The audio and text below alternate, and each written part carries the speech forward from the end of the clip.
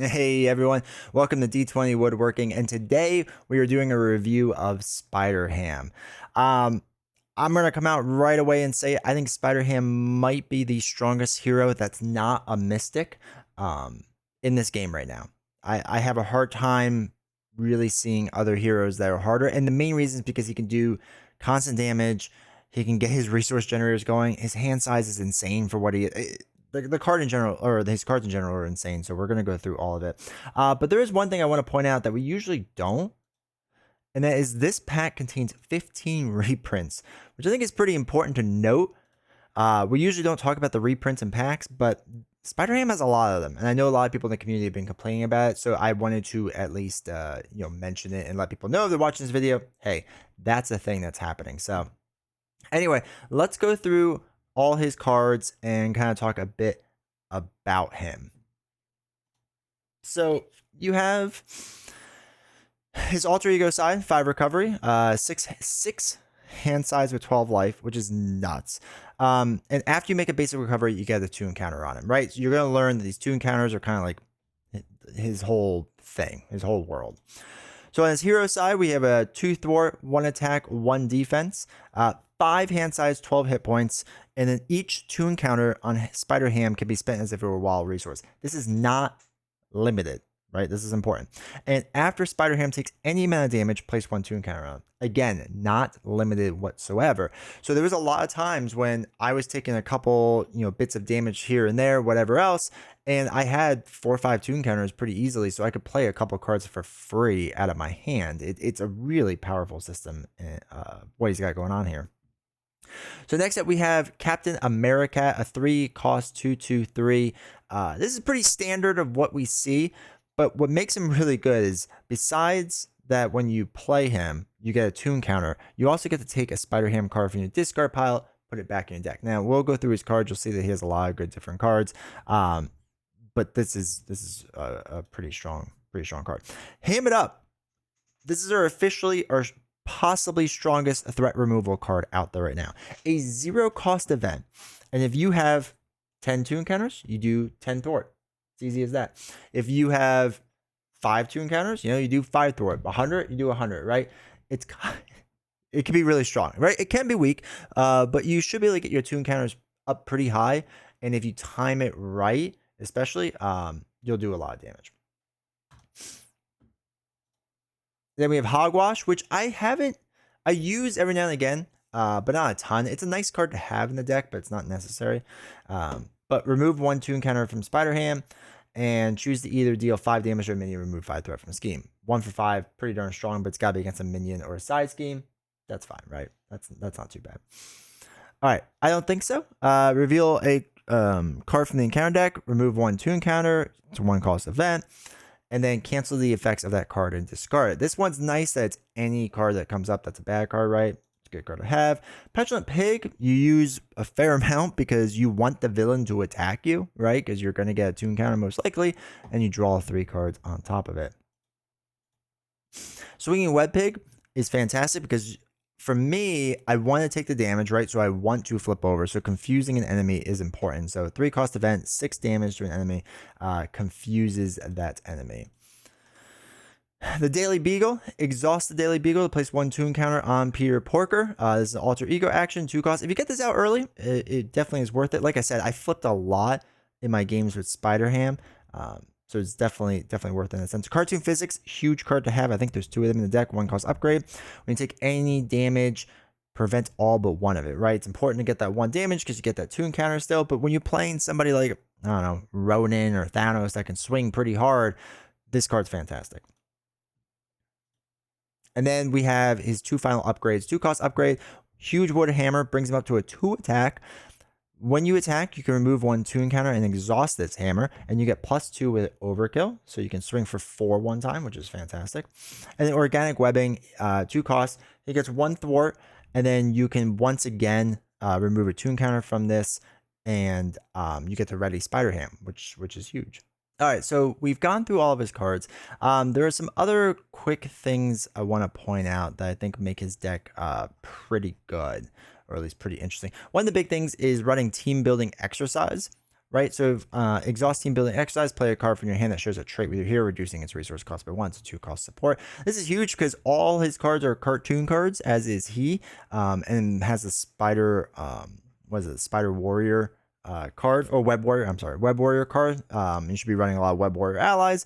So a lot of your cards you can reduce by 1, which is huge. I mean, it's a fantastic card to have, and you could probably run several of these cards to get most of his deck out. I only ran 1, and looking back, I'd probably do it again, or do like 2 of them, because there's no limit in the amount that you can have, up to 3.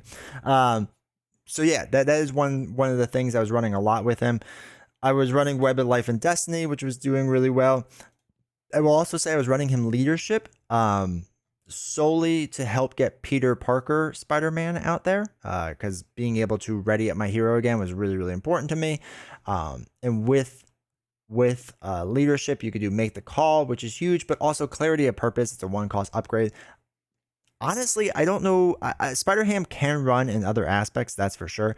But I don't know if I want to run him outside of Leadership, because Clarity of Purpose is so incredibly strong for him, like incredibly strong for him. So I'm not 100% sure what else I'll do. But I think he can be strong in any aspect, to be honest. But yeah, so those are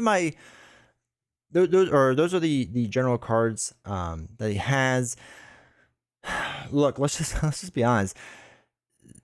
The issue I guess we're having now, and I don't even know if issue is the right word, but what we're seeing now a lot is heroes that can generate resources really quickly, like really quickly, right? So we had this with Nova. With Nova's being able to generate was huge, right? Being able to do it really, really fast. Ironheart, especially by the time you leveled her up, and she had a 6 hand size for a hero, and with Ingenuity, which is only a 2-cost upgrade to get you a resource generator, right? We're seeing these heroes more easily generate resources. Now, of course, this changes the game. It's pretty cool. I mean, you're not running like the same doubles over and over, though I think I would throw the doubles back in. The first time I played Spider-Ham, I didn't have the doubles in. Then I tried them again later with the doubles, and I think it helped every now and again, but it's not as important, I think, as it was, not that long ago. So with this cycle 5 especially, we're seeing all of our heroes being able to generate resources on themselves, kind of like a self-sustaining economy, right? And they're all really strong so far. I mean, Nova might be the weakest one, which is saying something, right? Nova is incredibly strong, incredibly good. And from this cycle, it's already looking like Nova is the weakest one.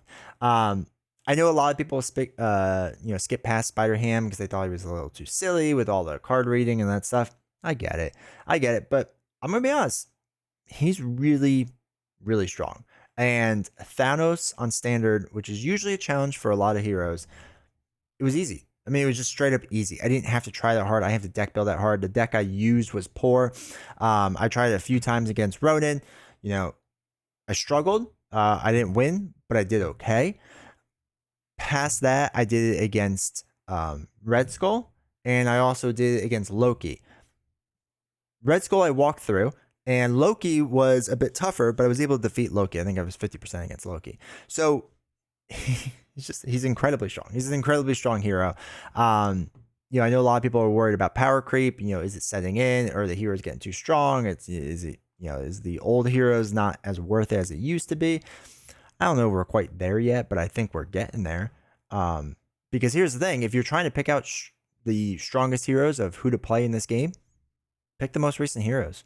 Honestly, anyone from this cycle 5 of Sinister Motives, they're all incredibly strong, and they're your best bet. So anyway, I guess overall with Spider-Ham, I didn't have as much of an issue as a lot of people did going into this hero. I know a lot of people were kind of, I don't know if disappointed is the right word, but they were going to skip through it because they didn't think it was going to be right for them or whatever else.